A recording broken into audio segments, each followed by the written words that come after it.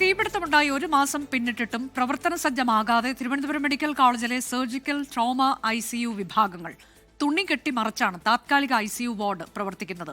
കാഷ്വാലിറ്റിയിലെത്തുന്ന രോഗികൾക്ക് ICU ബെഡുകൾ നൽകാൻ കഴിയുന്നില്ല എന്ന പ്രതിസന്ധി ചൂണ്ടിക്കാട്ടി വകുപ്പ് മേധാവി മെഡിക്കൽ കോളേജ് പ്രിൻസിപ്പലിന് കത്തയച്ചു. ഇക്കഴിഞ്ഞ മാർച്ച് 17-നാണ് Thiruvananthapuram medical college multi speciality ബ്ലോക്കിൽ തീപിടുത്തമുണ്ടായത്.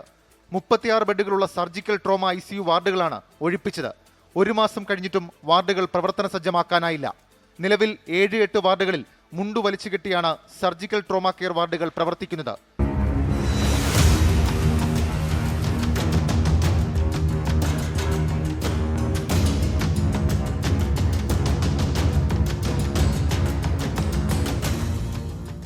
കാഷ്വാലിറ്റിയിൽ ഗുരുതരാവസ്ഥയിലെത്തുന്ന രോഗികൾക്ക് ICU ബെഡുകൾ നൽകാൻ കഴിയാത്ത സാഹചര്യമാണ്.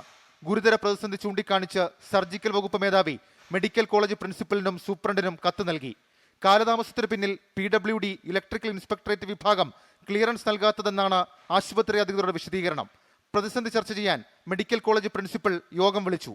വകുപ്പ് മേധാവിമാരും സൂപ്രണ്ടും ഇലക്ട്രിക്കൽ PWD ഉദ്യോഗസ്ഥരും യോഗത്തിൽ പങ്കെടുക്കും. 24 തിരുവനന്തപുരം.